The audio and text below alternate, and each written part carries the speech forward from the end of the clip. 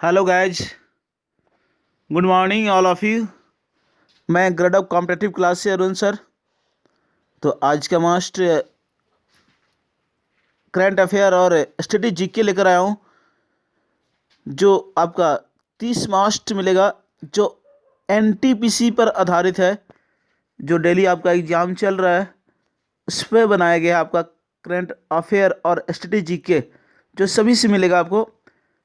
Geography, history, modern history, science, science technology, सभी से मिलेगा आपको करंट अफेयर। तो आप शुरू से अंत तक बने रहेंगे और कॉपी में नोट करते जाएंगे। आपका टपकेगा छपेगा एनटीपीसी में। नेक्स्ट जो आपका एग्ज़ाम होने वाला है तो उसको देखते हुए आपको डेली बनाया जाएगा इस तरह। आपका स्टेटिस, रसगुल्ले और करंट अफेयर।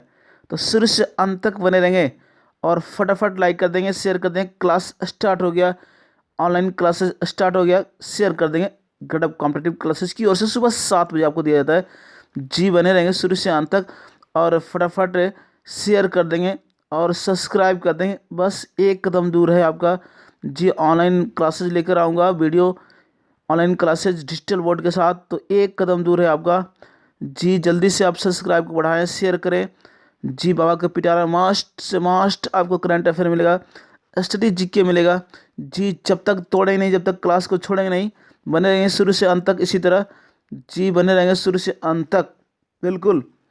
आज का मस्ट तो शुरू करते हैं। आज का पहला सवाल क्या बोलता है? जी बने रहेंगे शुरू से अंत तक, जाएंगे कहीं नहीं आप लोग। जी कहने का मतलब, बुरे हालात हुए तो क्या हुआ, हम भी अपनी जिद पर अड़े हैं। बुरे हालात हुए तो क्या हुआ, हम भी अपनी जिद पर अड़े हैं। सपने बड़े हुए तो क्या हुआ, हम सपनों के पीछे हाथ धोकर पड़े हैं। जी बिल्कुल बने रहेंगे इसी तरह। जी आज का मस्ट कोटेशन। जी कहने का मतलब फिर से एक बार मैं रिवीजन कर दे रहा हूँ। बुरे हालात हुए तो क्या हुआ, हम भी अपनी जिद पर अड़े हैं।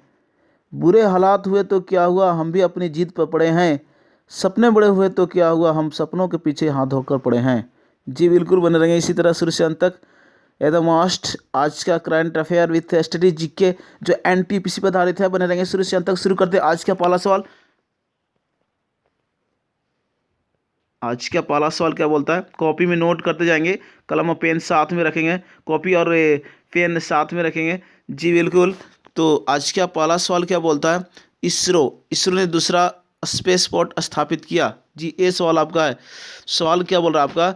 जी इसरो ने दूसरा स्पेस पोर्ट स्थापित किया गया तो कहाँ में किया गया, ये सवाल आपसे पूछ रहा है। जल्दी से बता दें सभी को मिलकर फटाफट।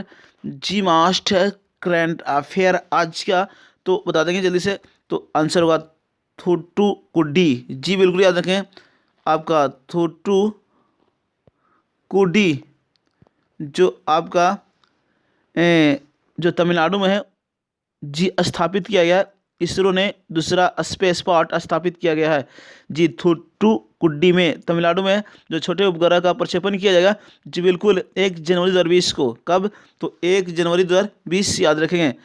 दूसरा स्पेस पोर्ट स्थापित किया गया है। और भारत का पहला स्पेस पोर्ट स्थापित जो आंध्र प्रदेश के श्रीहरिकोटा में किया गया है। जी बिल्कुल याद रखें, भारत का पहला स्पेस पोर्ट पूछिए आंध्र प्रदेश के श्रीहरिकोटा में स्थापित किया गया है। जी बिल्कुल मस्ट है। और इसरो के अध्यक्ष पूछा है डॉक्टर के सिवान। जी बिल्कुल। इसरो की स्थापना 1969, इसरो का मुख्यालय बेंगलुरु, और इसरो का पूर्ण इंडियन स्पेस रिसर्च ऑर्गेनाइजेशन। जी बिल्कुल मस्ट है, इस तरह याद रखेंगे। चलते हैं नेक्स्ट आपका दूसरे नंबर सवाल पर। जी मस्ट है, सभी सवाल कतई जर वाले सवाल है, तो शुरू से अंत तक बने रहेंगे, बीच में कहीं जाएंगे नहीं आप लोग। फटाफट बता देंगे। इसरो चंद्रयान 3 कब तक लॉन्च करेगा, ये सवाल आपसे जल्दी से बता देंगे। इस टाइप का सवाल आपको एनटीपीसी पूछ रहा है, बिल्कुल। जो 2 सवाल पूछा है, चंद्रयान 1, चंद्रयान 2 और चंद्रयान 3 कब तक लॉन्च करेगा, ये सवाल आपसे जो जल्दी से बता देंगे। 2021 तक लॉन्च करेगा। जी बिल्कुल याद रखेंगे, 2021 में लॉन्च करेगा इसरो चंद्रयान 3। और चंद्रयान 2 22 जो आपका 22 अगस्त 2019 को जो आपका लॉन्च किया गया इसरो 2, चंद्रयान 2। और चंद्रयान 1 आपका 2008 में। बिल्कुल याद रखें, चंद्रयान जो आपका चंद्रयान आपका 1 2008 में, चंद्रयान 2 जो लॉन्च किया गया आपका 2019 में, बिल्कुल याद रखें। और चंद्रयान 3 जो कब तक लॉन्च किया गया, 2021 तक, याद रखेंगे, इसरो। जी बिल्कुल। तो चलते हैं तीसरे नंबर सवाल पर। तीसरा सवाल क्या बोला आपका, मनी ऐप किस संस्था ने लॉन्च किया है, ये सवाल आपसे पूछ रहा है। मनी ऐप किस संस्था ने लॉन्च किया, मतलब मनी ऐप किस बैंक द्वारा लॉन्च किया गया, ये सवाल आपसे बिल्कुल बता देंगे जल्दी से फटाफट। जी मास्ट है, कतई जरा वाले सवाल है, सभी बता देंगे जल्दी से फटाफट। मनी ऐप किस संस्था ने लॉन्च किया है, तो आंसर आपको होगा आरबीआई द्वारा। जी आरबीआई द्वारा आपका मनी ऐप जो लॉन्च किया गया, जो विकलांगों को जो आपका आसानी से रुपये पहचानने के लिए, जी बिल्कुल, जो विकलांगों को यानी साधारण से आसानी से आपका जो रुपये को पहचान करने के लिए बिल्कुल आरबीआई द्वारा मनी ऐप संस्था लॉन्च किया गया है। बिल्कुल याद रखें, जो आपका मनी ऐप पे लॉन्च किया गया आरबीआई के द्वारा। जी अब पूछिए आरबीआई की स्थापना, बिल्कुल याद है, आरबीआई की स्थापना 1 अप्रैल 1935, आरबीआई का राष्ट्रीयकरण 1949। जी आरबीआई का प्रथम गवर्नर पूछेगा उस्मान स्मिथ, और आरबीआई के प्रथम भारतीय गवर्नर जनरल पूछेगा तो सीडी देशमुख। इस तरह याद रखें, 1 रुपये के नोट पर वित्त मंत्रालय भारत सरकार द्वारा हस्ताक्षर किया जाता है, और 1 रुपये से अधिक किया गया तो आरबीआई के गवर्नर का हस्ताक्षर होता है। आरबीआई के प्रथम गवर्नर जो आपको, सॉरी, अभी आप पूछेगा वर्तमान में आरबीआई का वर्तमान अध्यक्ष शक्तिकांत दास, बिल्कुल याद रखेंगे, जो 25वें नंबर के हैं। जी मास्ट है, कतई जर वाले सवाल है, सभी मास्ट याद रखें। और नोटबंदी पूछिएगा, विमुद्रीकरण कब हुआ, नोटबंदी 8 नवंबर 2016 को। जी बिल्कुल याद रखें, 8 नवंबर 2016 को नोटों का जो नोटबंदी हुई थी, बिल्कुल याद रखें। इस तरह चलते हैं नेक्स्ट चौथे नंबर सवाल पर। और आरबीआई का मुख्यालय मुंबई पूछिएगा, बिल्कुल याद रखें, भारत का सेंट्रल बैंक का नाम आरबीआई। जी इस तरह याद रखेंगे। नेक्स्ट क्या आपका सवाल, इसरो के द्वारा गगनयान मिशन 2022 से आपका कब लॉन्च करेगा, ये सवाल है। इसरो के द्वारा गगनयान मिशन 2022 से जो किस रॉकेट द्वारा लॉन्च किया जाएगा, ये सवाल पूछ रहा है, जल्दी से बता देंगे सभी को मिलकर। इसरो के द्वारा गगनयान मिशन 2022 जो आपका किस रॉकेट द्वारा लॉन्च किया जाएगा। जी मोस्ट कतई जरा वाले सवाल है, बता देंगे। सवाल इसी तरह आपका एग्जाम में पूछ रहा है एनटीपीसी में। जी बता देंगे जल्दी से फटाफट। तो जी एस एल वी याद रखें, GSLV MK3 याद रखें, आपका जो रॉकेट द्वारा लॉन्च किया जाएगा। जी बिल्कुल याद रखें, GSLV MK3 द्वारा, बिल्कुल रॉकेट द्वारा लॉन्च किया जाएगा इसरो के द्वारा। जी बिल्कुल याद रखें, गगनयान मिशन 2022, बिल्कुल। तो चलते हैं नेक्स्ट 5वें नंबर सवाल पर।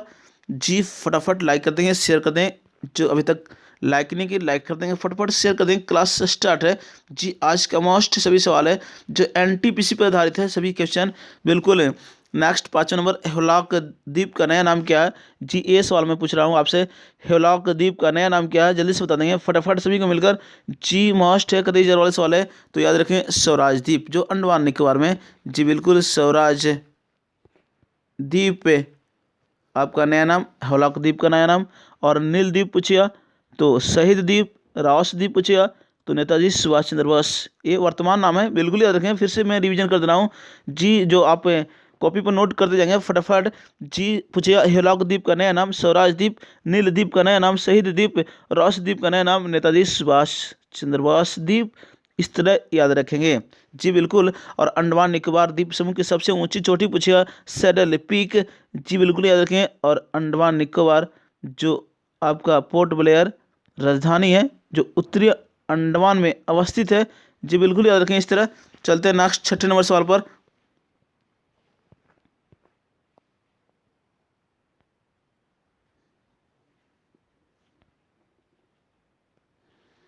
छठा सवाल क्या हो रहा है आपका, भारत पहली बार कब सुरक्षा परिषद का अस्थायी सदस्य बना, ये सवाल पूछ रहा है, जल्दी से बता देंगे। जी मास्ट है, बता देंगे भारत पहली बार कब सुरक्षा परिषद का अस्थायी सदस्य बना, ये सवाल है, जल्दी से बता देंगे सभी को मिलकर फटाफट। जी लाइक कर देंगे, शेयर कर देंगे, जो अभी तक शेयर नहीं किए शेयर कर देंगे। क्लास स्टार्ट है। ग्रेड ऑफ कॉम्पिटेटिव क्लासेस की ओर से सुबह 7 बजे दिया जाता है। और हमारे YouTube channel grade of competitive classes पर जो नए जुड़े हैं सब्सक्राइब कर देंगे। जी बिल्कुल। तो आज का जो 6ठे नंबर सवाल, भारत की पहली बार कब सुरक्षा परिषद का अस्थायी सदस्य बना है? तो याद रखें 1950। जी बिल्कुल 1950। और अंतिम बार पूछे कब? जी बिल्कुल जो घोषणा किया 2020 में आपका। बिल्कुल जो अब तक भारत 8वीं बार, जी याद रखें 8वीं बार सुरक्षा परिषद का अस्थायी सदस्य बनाया गया। जी बिल्कुल याद रखें। और पूछिए हाल ही में यानी 2020 में पूछा कितने जो सुरक्षा परिषद में कितने देश को अस्थायी सदस्य बनाए गए हैं? तो याद रखें आपका 5। बिल्कुल याद रखें जो 5 देश को अस्थायी सदस्य बनाए गए हैं। बिल्कुल याद रखें 1 जनवरी 2021 से जो लागू होगा, 1 जनवरी 2021 से लागू होगा। 5 आपका भारत है, आयरलैंड है, मैक्सिको है, नॉर्वे और केन्या है। केन्या, जी बिल्कुल याद रखें। और जो आपका संयुक्त राष्ट्र महासभा के 74वें सत्र में किया गया है। जी बिल्कुल याद रखें जो सुरक्षा परिषद के अस्थायी सदस्य के लिए चुनाव जो हुआ वो 17 से 18 जून 2020 को संयुक्त राष्ट्र महासभा के 74वें सत्र में किया गया है। जी बिल्कुल याद रखें। और भारत निर्विरोध रूप से सुरक्षा परिषद हेतु चुना गया। बिल्कुल याद रखें। और इनका कार्यकाल 2 वर्ष होगा, जो 1 जनवरी 2021 से लागू होगा और 31 दिसंबर 2022 तक ये परिषद के सदस्य रहेंगे। जी बिल्कुल याद रखें 31 दिसंबर 2022 तक रहेंगे आपका अस्थायी सदस्य। बिल्कुल। और भारत को जो 192 मतदान करने वाले देशों में 184 मत मिले। भारत को 192 मतदान करने वाले देशों में 184 मत मिले भारत को। जी बिल्कुल याद रखें। और अभी वर्तमान पूछिए कि आपका संयुक्त राष्ट्र संघ में कितने सदस्य देश है? 193। जी बिल्कुल याद रखें। और 193वां सदस्य देश दक्षिणी सूडान। जी बिल्कुल याद रखें इस तरह। और आपसे क्या पूछिए कि सुरक्षा परिषद में कितने अस्थायी सदस्य होते हैं? 5 होते हैं। जो आपका विरूपाक्षिया जो ट्रिक बताया गया, विरूपाक्षिया याद रखेंगे। ब्रिटेन, रूस, फ्रांस, चीन, अमेरिका। जी बिल्कुल विरूपाक्षिया। तो ब्रिटेन, रूस, चीन, जापान, अमेरिका। सॉरी फिर से मैं रिवीजन कर रहा हूँ। विरूपाक्षिया तो बी से ब्रिटेन, रूस से रूस, फाचिया तो फ से फ्रांस, ची से चीन और अ से अमेरिका। जी 5 हैं। बिल्कुल याद रखें इस तरह याद रखें, आपका एग्जाम में पूछते रहता है। बिल्कुल। और चलते हैं नेक्स्ट आपका 7वें नंबर सवाल पर। 7वां सवाल क्या बोला कि राष्ट्रीय राजमार्गों पर वृक्षारोपण की निगरानी हेतु कौन सा ऐप लॉन्च किया गया? ये सवाल पूछ रहा है, जल्दी से बताते हैं सभी को मिलकर। राष्ट्रीय राजमार्गों पर वृक्षारोपण की निगरानी हेतु कौन सी लॉन्च किया गया ऐप? ये मोबाइल ऐप बिल्कुल बता देंगे जल्दी से फटाफट। जी ये पूछा आपका फॉरेस्ट गार्ड। जी सवाल पूछा हुआ। जी जल्दी से बता देंगे सभी को मिलकर। राष्ट्रीय राजमार्गों पर वृक्षारोपण की निगरानी है तो कौन सी ऐप लॉन्च किया गया? ये सवाल आपसे पूछ रहा हूं मैं, जल्दी से बता देंगे फटाफट सभी को मिलकर। तो आपका आंसर हुआ हरित पथ। जी याद रखें हरित पथ है जो आपका मोबाइल ऐप लॉन्च किया गया राष्ट्रीय राजमार्गों पर वृक्षारोपण निगरानी हेतु। जी मस्ट है। चलते हैं नेक्स्ट आपका 8वें नंबर सवाल पर, जल्दी से बता देंगे सभी को मिलकर। 8वां सवाल क्या हो रहा कि वाडा। जी वाडा का मुख्यालय कहाँ है? ये सवाल मैंने पूछ रहा हूँ, जल्दी से बता देंगे वाडा का मुख्यालय कहाँ है? जल्दी से बता देंगे फटाफट सभी को मिलकर। जी बताया गया ऑफलाइन क्लासेज में, जल्दी से बता देंगे वाडा का मुख्यालय कहाँ है? तो याद रखें कनाडा। वाडा कनाडा, वाडा कनाडा, वाडा कनाडा, इस तरह याद रखें। ठीक है। तो मॉन्ट्रियल में, बिल्कुल याद रखें आपका मॉन्ट्रियल में जो कनाडा में अवस्थित है। जी वाडा तो कनाडा बिल्कुल मॉन्ट्रियल में स्थित है वाडा का मुख्यालय।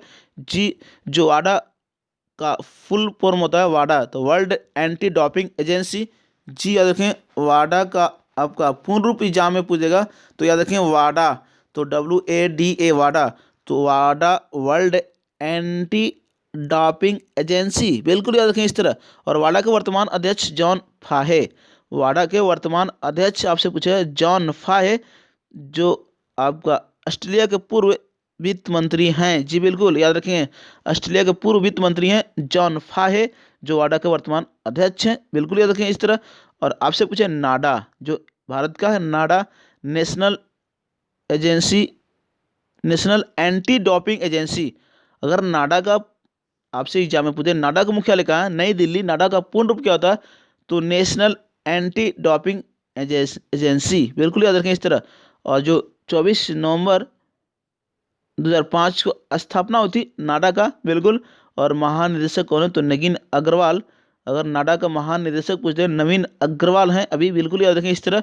जी पाडा पूछा, पाडा का किसका है आपका, तो पाडा तो पाकिस्तान का, बिल्कुल इस तरह याद रखें। तो चलते हैं नेक्स्ट आपका जो आपका वाडा जो संबंधित है डोपिंग एजेंसी, यानी जो क्रिकेट यानी खिलाड़ियों से संबंधित है, जो नशा मुक्त जो नशा जो खिलाड़ी जो करते हैं उसको जांच किया जाता है। जी बिल्कुल याद रखें, नशा से संबंधित है, खिलाड़ियों को नशा से संबंधित है, बिल्कुल। चलते हैं नेक्स्ट आपका 9वें नंबर सवाल पर।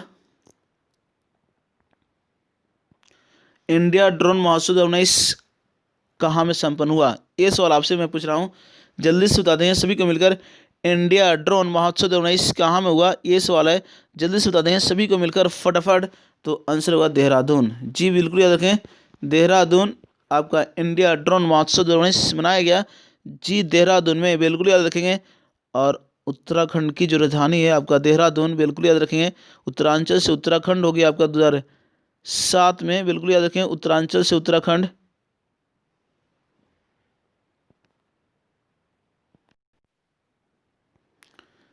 जी बिल्कुल याद रखेंगे। आपका सवाल जी पूछेगा सवाल कि उत्तरांचल से उत्तराखंड कब हुआ, तो याद रखें आपका 1 जनवरी 2007 को हुआ। जी बिल्कुल याद रखें, उत्तराखंड। और उत्तराखंड की राजधानी देहरादून। ग्रीष्मकालीन राजधानी पूछा है गैरसौन, बिल्कुल याद रखें। जो उत्तराखंड जो आपका 9 नवंबर 2000 को गठन हुआ था, बिल्कुल याद रखें, 9 नवंबर 2000 को गठन हुआ था उत्तराखंड। जी बिल्कुल याद रखें। उत्तराखंड की सबसे ऊंची चोटी नंदा देवी, जी कुमायूं हिमालय का पार्ट है, भाग है, बिल्कुल याद रखें। और आपसे पूछा फूलों की घाटी राष्ट्रीय उद्यान किस राज्य में, उत्तराखंड। फूलों की घाटी किसको बोलते हैं, चमोली की बोलते हैं, उत्तराखंड में, बिल्कुल इस तरह याद रखें। चलते हैं नेक्स्ट आपका 10वें नंबर सवाल पर। जी मस्ट है, सभी सवाल कतई जार वाले सवाल है, बने रहेंगे शुरू से अंत तक। 10वां सवाल क्या बोल रहा है कि स्वामीनाथन समिति किससे संबंधित है, ये सवाल पूछ रहा है, जल्दी से बताते हैं सभी को। स्वामीनाथन समिति संबंधित है किससे, तो याद रखें जनसंख्या से। जी बिल्कुल याद रखें, जनसंख्या से आपका संबंधित है स्वामीनाथन समिति, बिल्कुल याद रखें। अब क्या पूछा, जनसंख्या का अध्ययन डेमोग्राफी। जी जनसंख्या का अध्ययन पूछा, तो डेमोग्राफी जनसंख्या का अध्ययन होता है, बिल्कुल। चलते हैं नेक्स्ट आपका 11वें नंबर सवाल पर, जल्दी से बता देंगे सभी को मिलकर फटाफट। जी स्वामीनाथन समिति मोस्ट है, जनसंख्या से संबंधित है। सुरेश तेंदुलकर समिति गरीबी से संबंधित है, बिल्कुल बिल्कुल याद रखें इस तरह। सुरेश तेंदुलकर समिति पूछिए तो आपका गरीबों से संबंधित है। चलते हैं नेक्स्ट आपका 11वें नंबर सवाल पर। National payments corporation of India का मुख्यालय कहाँ है, ये सवाल पूछ रहा है। National payments corporation of India, NPCI जिसको बोलते हैं। जी बिल्कुल याद रखें, एनपीसीआई जिसको बोलते हैं।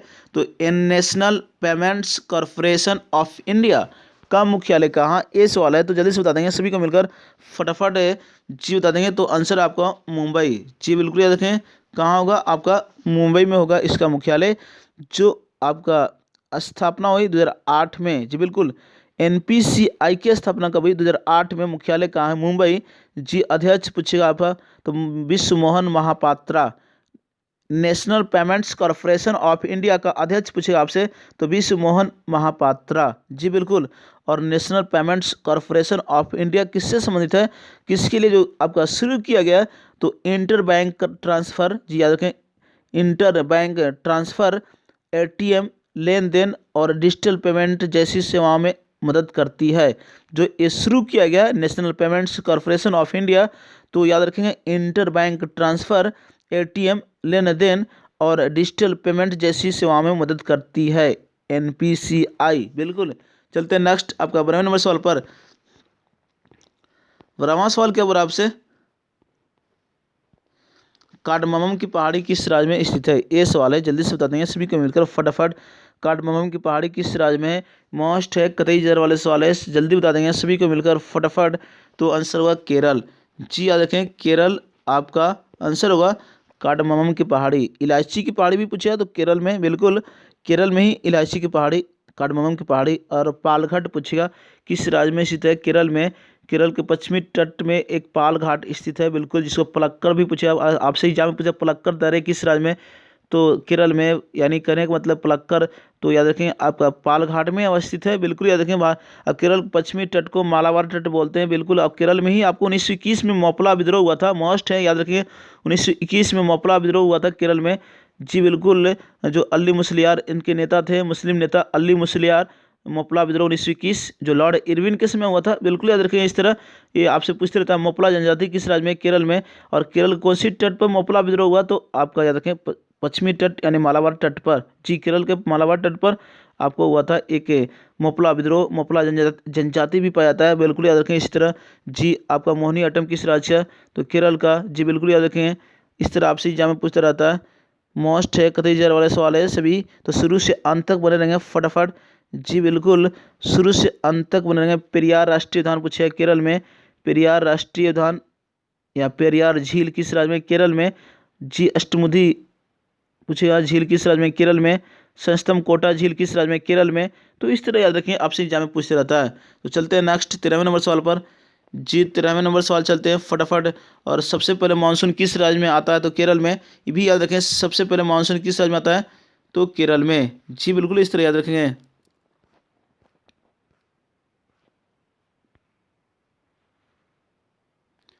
नेक्स्ट क्या हुआ, 13वें नंबर सवाल।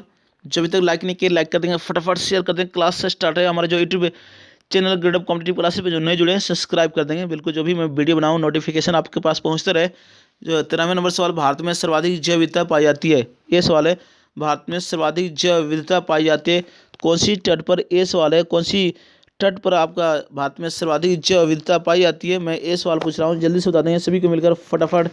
जी बता देंगे सभी को मिलकर। तो याद रखें आंसर पश्चिमी घाट। बिल्कुल, यानी पश्चिमी घाट पर याद रखें आपका सर्वाधिक जैव विविधता पाई जाती है, पश्चिमी घाट। बिल्कुल याद रखें। जो आप पूछिए सर्वाधिक जैव विविधता यानी केरल राज्य में पाया जाता है। केरल राज्य में सर्वाधिक जैव विविधता, जो साइलेंट वैली मौन की घाटी किसको बोलते हैं, केरल को बोलते हैं। शांति घाटी किसको बोलते हैं, केरल को कहा जाता है। बिल्कुल याद रखें। और जस्ट मैंने बताया अभी सभी क्वेश्चन बिल्कुल उसी पर आधारित है। बता दें जल्दी से फटाफट। अगर पूछे जैव विविधता दिवस कब मनाया जाता है, 22 मई को। जैव विविधता दिवस पूछे आपसे कब मनाया जाता है, 22 मई। बिल्कुल याद रखेंगे। और जैव विविधता का अंतर्राष्ट्रीय मुख्यालय कहाँ है, तो रोम। जैव विविधता का अंतर्राष्ट्रीय मुख्यालय कहाँ है, तो रोम। याद रखेंगे। मोस्ट है, कतई जार वाले सवाल है। बिल्कुल याद रखें। अगर आपसे पूछ दे एग्जाम में जैव विविधता का अंतर्राष्ट्रीय मुख्यालय कहाँ है, तो रोम। बिल्कुल, इटली की राजधानी है रोम, जो टाइबर नदी किनारे है। जी बिल्कुल, इटली की मुद्दा रहा। बिल्कुल याद रखें। इस तरह चलते हैं नेक्स्ट आपका 14वें नंबर सवाल पर। जी फटाफट लाइक कर देंगे, शेयर कर देंगे। क्लास स्टार्ट है जो सुबह 7 बजे ग्रेडअप कॉम्पिटिटिव क्लासेस की ओर से दिया जाता है। जी बने रहेंगे इसी तरह। 14वां सवाल क्या बोल रहा है आपका, मिशन इंद्रधनुष किससे संबंधित है, ये सवाल पूछ रहा है। जल्दी से बताते हैं सभी को मिलकर फटाफट। मिशन इंद्रधनुष किससे संबंधित है, ये सवाल आपसे जल्दी से बता देंगे सभी को मिलकर फटाफट। बिल्कुल, ये आपको पूछा हुआ सवाल है, कई बार पूछा है सवाल आपका एग्जाम में, तो जल्दी से बता देंगे सभी को मिलकर। मिशन इंद्रधनुष किससे संबंधित है, ये सवाल है जो आपको चलाया गया दिसंबर 2014 में। मिशन इंद्रधनुष जो अभियान आपको चलाया गया, बिल्कुल याद रखें, दिसंबर 2014 से चलाया गया, जो आपका 7 टीकाकरण से संबंधित है। बिल्कुल याद रखें, जो स्वास्थ्य से संबंधित है, ये सवाल पूछा हुआ है। जी मिशन इंद्रधनुष पूछेगा सवाल किससे संबंधित है, स्वास्थ्य से संबंधित है, जो दिसंबर 2014 में चलाया गया, जो 7 टीका निवारण बीमारियों जैसे डिप्थीरिया, काली खांसी, टिटनेस, पोलियो, टीबी, खसरा और हेपेटाइटिस बी का जो 2010 तक ऐसे सभी बच्चों का टीकाकरण करना है जिन्हें आंशिक रूप से टीका लगा है या उससे वंचित है। बिल्कुल याद रखें इस तरह। तो चलते हैं नेक्स्ट आपको 14वें नंबर सवाल पर, 15वें नंबर सवाल पर चलते हैं। 15वां सवाल का, चिन्होत्तरों की खोज कब हुआ, ये सवाल है। जल्दी से बता देंगे सभी को मिलकर, चिन्होत्तरों की खोज कब हुआ, ये सवाल आपसे पूछ रहा हूँ मैं। जल्दी से बता देंगे फटाफट सभी कोई। जी बता देंगे सभी कोई। तो आप याद रखें 1931। और किसने किया, तो गोपाल मजूमदार। बिल्कुल, सिंध प्रांत के पाकिस्तान में स्थित है। सिंध प्रांत पाकिस्तान में स्थित है चिन्होत्तरों, जो याद रखेंगे जो गोपाल मजूमदार ने खोज किया, कब किया, 1931 में किया। बिल्कुल, और चिन्होत्तरों सिंधु नदी किनारे स्थित है। बिल्कुल, ये भी याद रखेंगे। और हड़प्पा पूछेगा 1921 में खोज हुआ था। जी बिल्कुल, दयाराम साहनी ने किया था। मोहनजोदड़ो की खोज पूछा रखाल दास बनर्जी, जो 1922 में हुआ था। हड़प्पा रावी नदी किनारे, मोहनजोदड़ो सिंधु नदी के किनारे, चिन्होदड़ो सिंधु नदी किनारे, जी लोथल भगवा नदी किनारे। बिल्कुल याद रखें। इस तरह रोपड़ सतलज नदी किनारे, जी हमेशा पूछते रहता है। रंगोई बनवाली नदी, बनवाली किस नदी किनारे, वनवाली तो रंगोई नदी किनारे। तो इस तरह याद रखें। इस आपका एग्जाम में एक पूछ रहा है इससे, जी पूछा है, कल ही सवाल पूछा है आपको। चलते नेक्स्ट आपका 6ठे नंबर सवाल पर। जी मैं उसी टाइप पर सवाल बनाया हूँ, सभी मोस्ट है, बने रहेंगे शुरू से अंत तक, बीच में कहीं जाएंगे नहीं आप लोग। जी जब तक तोड़ेंगे नहीं, जब तक क्लास को छोड़ेंगे नहीं, बिल्कुल इसी तरह बने रहेंगे आप शुरू से अंत तक। नेक्स्ट क्या सवाल बोला आपसे कि गंगा जमुना के संगम में शिव की आराधना करते हुए अपने शरीर को त्याग किया था। कौन सा एक जो शासक है, व्यक्ति है, बता देंगे जल्दी से कि गंगा जमुना के संगम में शिव की आराधना करते हुए अपने शरीर का त्याग किया। जी मास्ट है, कतई जहर वाले सवाल है, जल्दी से बता देंगे। तो याद रखें धंग आपका एक याद रखेंगे।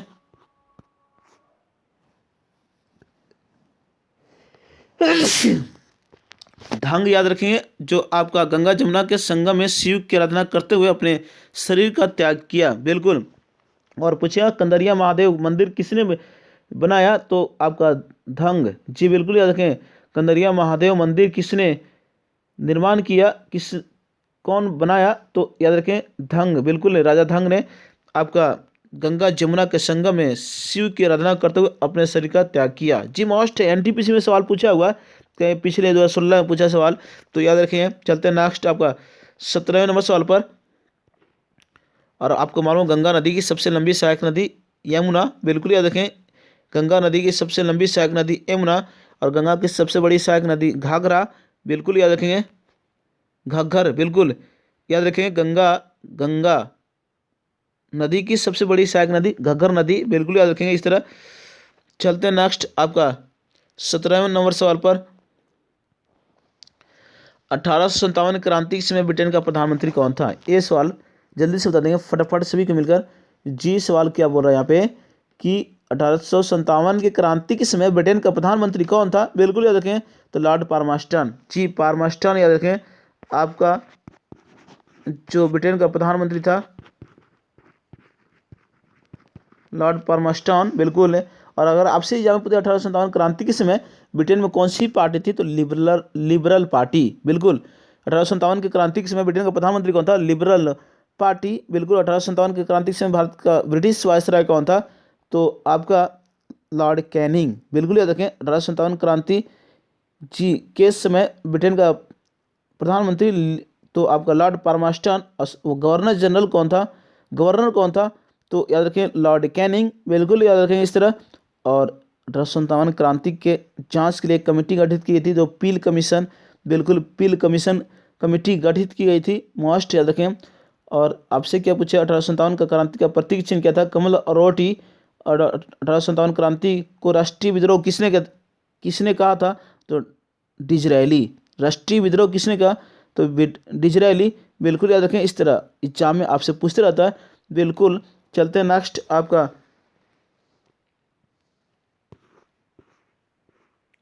18 नंबर सवाल पर।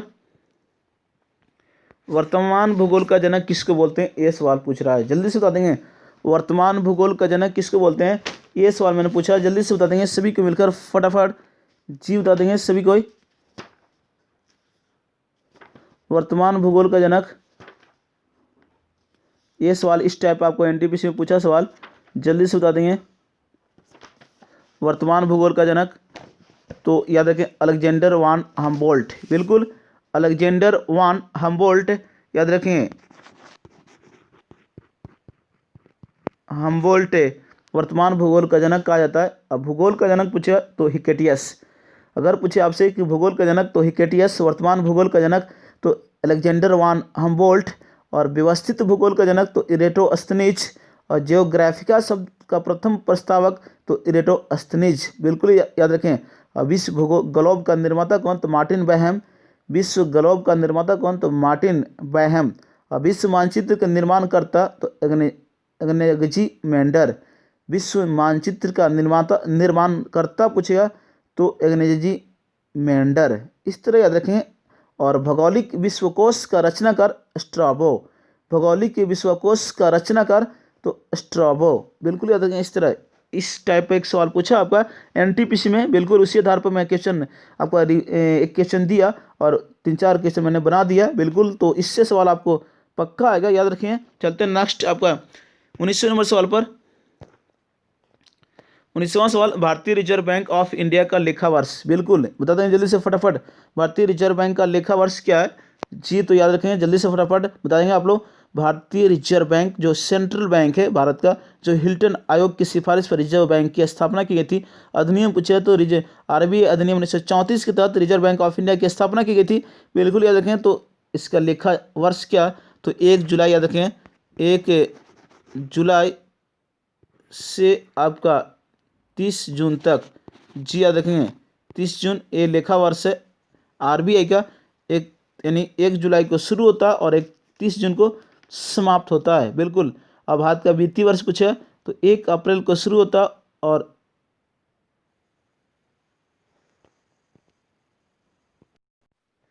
बिल्कुल याद रखेंगे आपसे जी, आपका जो वित्तीय वर्ष माना गया 1 अप्रैल से 31 मार्च माना गया है। बिल्कुल याद रखें। इस तरह 1 अप्रैल को शुरू होता है, 31 मार्च को समाप्त होता है वित्तीय वर्ष। लेखा जोखा पूछेगा जी, बिल्कुल। और आरबीआई पूछेगा तो 1 जुलाई से आपका 30 जून तक। बिल्कुल याद रखें, 1 जुलाई को शुरू होता है और 30 जून को समाप्त होता है। इसी तरह याद रखें, इस तरह याद रखें। चलते हैं नेक्स्ट आपका 20वें नंबर सवाल पर। 20वां सवाल क्या है कि हीरो टू एनिमल्स अवार्ड 2020 किसको दिया गया? जी सवाल है, हीरो टू एनिमल्स अवार्ड 2020 किस मुख्यमंत्री को दिया गया? बिल्कुल ये सवाल आपसे है, जल्दी से बता देंगे सभी को मिलकर फटाफट। अभी तक लाइक नहीं किया, लाइक कर देंगे, शेयर कर देंगे। क्लास स्टार्ट है जो गड़ब कॉम्पिटेटिव क्लासेस की ओर से आपको दिया जाता है। जल्दी से बता दें हीरो टू एनिमल्स अवार्ड 2020 जो आपका किसको दिया गया? तो याद रखें, आपका नवीन पटनायक जो उड़ीसा का मुख्यमंत्री है। बिल्कुल याद रखें, नवीन पटनायक को दिया गया हीरो टू एनिमल्स अवार्ड 2020। चलते हैं नेक्स्ट 21वें नंबर सवाल पर। जो उड़ीसा के मुख्यमंत्री हैं नवीन पटनायक, उड़ीसा का राज्यपाल पूछा गणेशी लाल जी। बिल्कुल, नवीन पटनायक 5वीं बार शपथ लिए उड़ीसा का मुख्यमंत्री। और जो भारत का सबसे बड़ा हॉकी स्टेडियम आपको खोला जाएगा उड़ीसा में ही। बिल्कुल।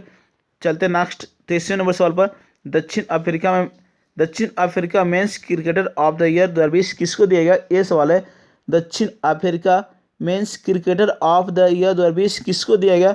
जल्दी से बता देंगे फटाफट सभी को जी। तो याद रखें क्विंटन डी कॉक जी। बिल्कुल, क्विंटन डी कॉक को दिया गया आपका जी। याद रखें, डी कॉक को दिया गया आपका दक्षिण Africa men's cricketer of the year 2020। बिल्कुल। और आपको मालूम होगा कि पहली जो T20 आपको जो हुआ था T20, बिल्कुल याद रखें, आपका पहला बार खेला गया था वो दक्षिण अफ्रीका में ही खेला गया था। जो भारत ने T20 का मुकाबला जीता पहली बार पाकिस्तान को हराया था जी। बिल्कुल याद रखें, ये सवाल पूछा एनटीपीसी में जी। बिल्कुल। चलते हैं नेक्स्ट आपका 22वें नंबर सवाल पर। और दक्षिण अफ्रीका की मुद्रा पूछे रैंड जी। दक्षिण अफ्रीका की मुद्रा पूछे रैंड। बिल्कुल याद रखें। 22वें नंबर सवाल, दाबोलिम अंतर्राष्ट्रीय हवाई अड्डा किस राज्य में स्थित है? जी बिल्कुल बता देंगे, दाबोलिम अंतर्राष्ट्रीय हवाई अड्डा किस राज्य में स्थित है? ये सवाल है, जल्दी से बता देंगे सभी को मिलकर फटाफट। तो याद रखें गोवा जी। बिल्कुल याद रखें, गोवा। दाबोलिम अंतर्राष्ट्रीय हवाई अड्डा और कैंपेगौड़ा अंतर्राष्ट्रीय हवाई अड्डा पूछा है बेंगलुरु। कैंपेगौड़ा अंतर्राष्ट्रीय हवाई अड्डा पूछा है तो बेंगलुरु। बिल्कुल। गुरु रामदास अंतर्राष्ट्रीय हवाई अड्डा अमृतसर में। ये सवाल आपका एनटीपी से पूछा जी। बिल्कुल। तो मैं उसी टाइप पर 2 सवाल बता दिया आपको। दाबोलिम अंतर्राष्ट्रीय हवाई अड्डा गोवा और कैंपेगौड़ा अंतर्राष्ट्रीय हवाई अड्डा बेंगलुरु। बिल्कुल याद रखें। और आपसे पूछा सुभाष चंद्र बोस अंतर्राष्ट्रीय हवाई अड्डा तो कोलकाता। इंदिरा गांधी अंतर्राष्ट्रीय हवाई अड्डा तो दिल्ली। इंदिरा गांधी जी। बिल्कुल, इंदिरा दीदी याद रखें, इंदिरा गांधी, इंदिरा दीदी, इंदिरा तो इंदिरा गांधी अंतर्राष्ट्रीय हवाई अड्डा, दीदी दिल्ली। बिल्कुल। सुभाष चंद्र बोस अंतर्राष्ट्रीय हवाई अड्डा कोलकाता। सुभाष काका, ठीक है, सुभाष काका तो सुभाष चंद्र बोस काका कोलकाता। बिल्कुल इस तरह याद रखें। चलते हैं नेक्स्ट आपका 23वें नंबर सवाल पर जी। गोवा का राजधानी आपको मालूम होगा जी पणजी जो मांडवी नदी किनारे। बिल्कुल। जो राज्यपाल हैं आपका भगत सिंह कोश्यारी, प्रमोद सावंत मुख्यमंत्री है गोवा का। गोवा जो पुर्तगालियों से मुक्त हुआ 1961 में। गोवा भारत का 25वां राज्य बनाया गया है, बिल्कुल याद रखें। आपका 56वें संविधान संशोधन 1987, जी बिल्कुल याद रखें, जो गोवा पर पुर्तगालियों का अधिकार था, बिल्कुल। नेक्स्ट क्वेश्चन नंबर, दुधवा राष्ट्रीय उद्यान किस राज्य में? ये सवाल है, जल्दी से बता देंगे फटाफट सभी को मिलकर। जी सभी मॉस्ट जो बनाया गया एनटीपीसी पर आधारित है, जो क्वेश्चन डेली पूछ रहा है आपको, जी उसी टाइप पर बनाया गया है। जल्दी से बता दें, दुधवा राष्ट्रीय उद्यान तो उत्तर प्रदेश, बिल्कुल याद रखें। यूपी में आपका दुधवा राष्ट्रीय उद्यान, बिल्कुल याद रखें। और आपसे पूछिए नरोरा थर्मल पावर स्टेशन किस राज्य में? उत्तर प्रदेश, बुलंदशहर में स्थित है। जी छतरी योजना किस राज्य सरकार द्वारा? तो उत्तर प्रदेश के द्वारा, बिल्कुल याद रखें। और जो हाल ही में अंतर्राष्ट्रीय हवाई अड्डा जो बनाया गया, उद्घाटन किया गया कुशीनगर में, बिल्कुल याद रखें, जो बनेगा आपका इस तरह याद रखें। कजरी झूला नौटंकी किस राज्य का लोक नृत्य है? उत्तर प्रदेश। उत्तर प्रदेश की राजधानी लखनऊ। डिफेंस, जी बिल्कुल लखनऊ। लखनऊ गोमती नदी किनारे है, बिल्कुल इस तरह याद रखेंगे। चलते हैं नेक्स्ट आपका 24वें नंबर सवाल पर। लाहौर का किला किसने बनाया? ये सवाल है, जी जल्दी से बता देंगे। लाहौर का किला किसने बनाया? ये सवाल पूछा मैंने, जल्दी से बता देंगे सभी को मिलकर। तो लाहौर का किला, आगरा का किला, ये सवाल पूछा आपका। तो लाहौर का किला, जी बताएंगे। इलाहाबाद का किला पूछा किसने बनाया? तो अकबर, बिल्कुल याद रखें, अकबर ने बनाया था। आपको लाहौर का किला, आगरा का किला, इलाहाबाद का किला, बुलंद दरवाज़ा, फतेहपुर सिकरी, ये सब आपका अकबर से संबंधित है, बिल्कुल याद रखें। और इलाहाबाद के किले में ही अकबर ने जो आपका अशोक स्तंभ को लाया था, स्थापित किया था, बिल्कुल याद रखें। अकबर कौन सा वाद्य यंत्र? तो नगाड़ा बजाता था, बिल्कुल। कौन सा मुगल सम्राट अनुवाद विभाग की स्थापना किया? तो अकबर। कौन सी मुगल सम्राट ने अनुवाद विभाग की स्थापना किया? अकबर। जो कौन सा मुगल शासक अनपढ़ था? तो अकबर। सबसे पहले पुर्तगालियों से किसने मिला? अकबर, बिल्कुल ही याद रखें। इस तरह अकबर का जन्म 1542 15 अक्टूबर 1542 अमरकोट में हुआ था। इनके माता का नाम बेगम, जी बिल्कुल याद रखें, इनके माता का नाम, बिल्कुल याद रखेंगे, इनके माता का नाम पूछिए आपसे सवाल। इनके माता का नाम, जी बिल्कुल, तो हमीदा बानो बेगम, जी बिल्कुल याद रखेंगे। 15 अक्टूबर 1542 अमरकोट में हुआ था, जी। और अकबर का राज्याभिषेक जो हुआ था 1556 में, 14 फरवरी 1556 में अकबर का राज्याभिषेक पंजाब के कलानौर नामक स्थान पर हुआ था, बिल्कुल। और आपसे एग्जाम में पूछ सकता है, दीन ए इलाही की स्थापना अकबर के द्वारा किया गया। दीन ए इलाही 1582, इलाही संवत पूछेगा अकबर के द्वारा जो चलाया गया वो 1583। जजिया कर को अकबर ने समाप्त किया 1564। और दास प्रथा का अंत किया अकबर ने 1562, बिल्कुल याद रखें। इस तरह जी आपसे एग्जाम में पूछता रहता है। जी गुजरात विजय के उपलक्ष्य में अकबर ने बुलंद दरवाजा का निर्माण करवाया था, जी बिल्कुल याद रखें। चलते हैं नेक्स्ट आपका 25वें नंबर सवाल पर। 25वां सवाल क्या हो रहा है कि स्थापत्य कला का स्वर्ण युग किसको बोलते हैं? ये सवाल है, जल्दी से बता देंगे सभी के मिलकर फटाफट। जी मास्ट है, कतई जर वाले सवाल है, बता देंगे जल्दी से। आपका किसके शासनकाल को स्थापत्य कला का स्वर्ण युग कहा जाता है? अगर आपसे पूछे किसके शासनकाल को हिंदी साहित्य का स्वर्ण युग, तो अकबर। और ये सवाल पूछा स्थापत्य कला का स्वर्ण युग किसके शासनकाल को, तो याद रखें शाहजहां, बिल्कुल याद रखें शाहजहां। जी ये सभी सवाल पूछा हुआ है रेलवे का एनटीपीसी में, जो 2016 में एग्जाम हुआ, जी बिल्कुल याद रखें।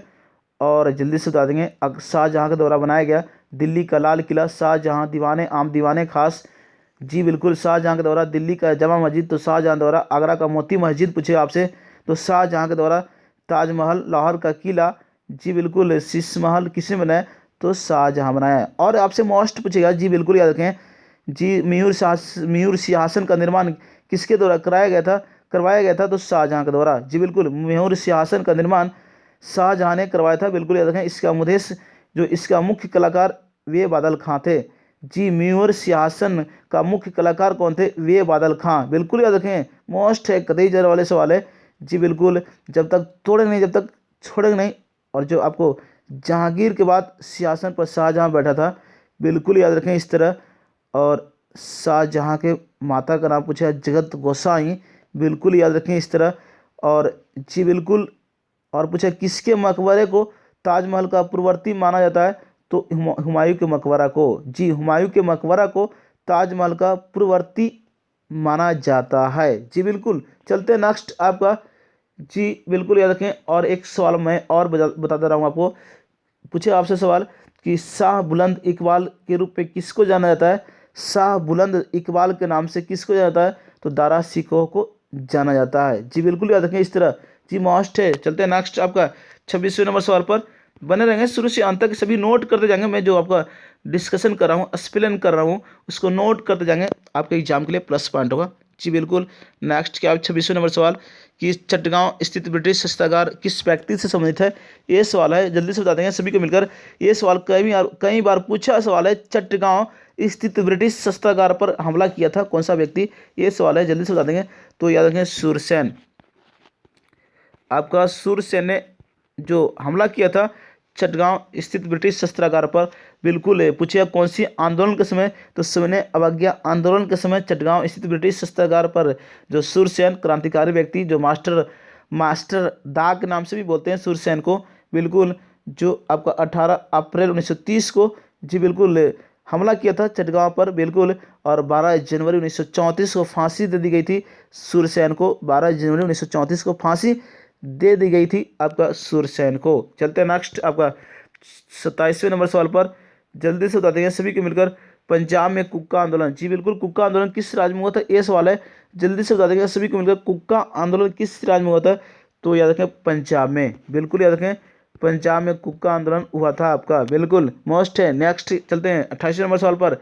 जी जल्दी से बता देंगे सभी को फटाफट। ये 28वां नंबर सवाल क्या है?